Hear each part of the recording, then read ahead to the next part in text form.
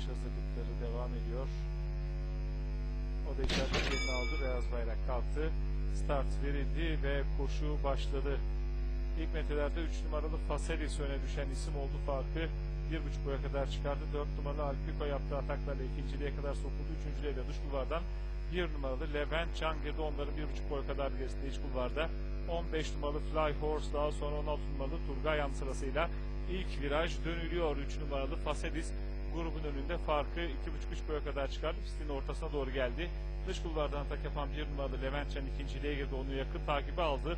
Onların 1,5 boy kadar gerisinde en iç kulvarda 4 numaralı Alpico, orta kulvarda 15 numaralı Fly Horse, onların 1 boy kadar gerisinde 16 numaralı Turgayhan, onun da 1,5 boy kadar gerisinde. En dış kulvarda 13 numaralı Yıkıla Yıkıla, hemen onun içine sokulmaya çalışan isim 5 numaralı Dr. Lucky. Onların içinden de mücadeleye 15 numaralı Fly Horse sokulmaya çalışıyor ve son 1400'e doğru gidiyoruz. 3 numaralı Faselis liderliğini sürdürüyor ancak 1 numaralı Alpican yaptığı ataklarla geldi. Onu yakalamaya çalışıyor. Farkı boyuna kadar düşürdü. Üçüncülükte bariyer dibine yakın.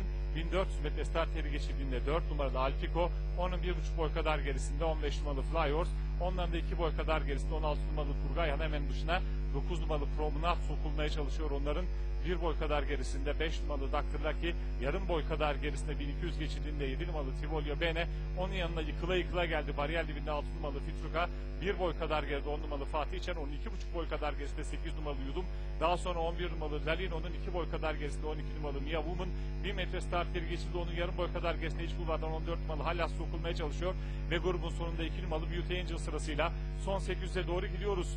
Şimdi lider orta kulvardan gelen 4 numaralı Alpico oldu. Farkı 1 boya kadar çıkarmaya çalışıyor. Orta kulvardan 15 numaralı Fly Horse'da atak yaptı.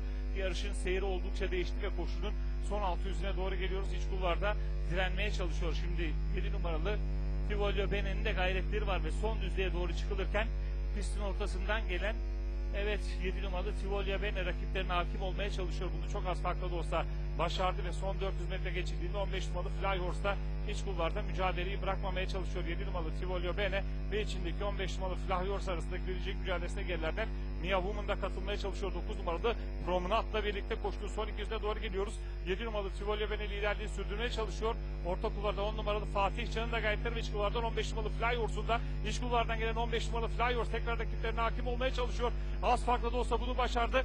Dış kulvardan atak yapan 10 numaralı Fatih Can'ın gayretleri var ama 15 numaralı Fly Horse önde ve 15 numaralı Fly Horse kazanıyor. 10 numaralı Fatih Can ikinci, 7 numaralı Tivolio Bene üçüncü, 5 numaralı Dr. Lucky koşudan 4. olarak ayrıldı.